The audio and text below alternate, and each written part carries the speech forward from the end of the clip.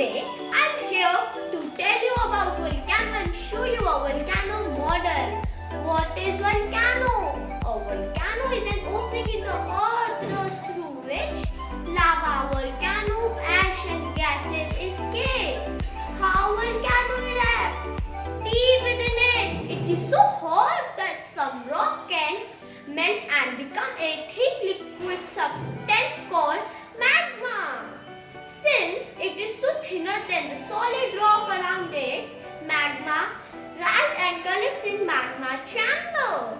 Eventually, some of the magma rises to come out on the earth's surface. Magma that has erupted called lava. World most dangerous volcano, Mount Vesuvius, Italy. Country having no volcano. Every country has volcano, but Australia does not have any of active volcano. Why volcano erupt? Volcano erupt when molten rock called magma rise to the earth's surface. Magma forms when earth's mantle melts. So now I will show you how magma becomes lava.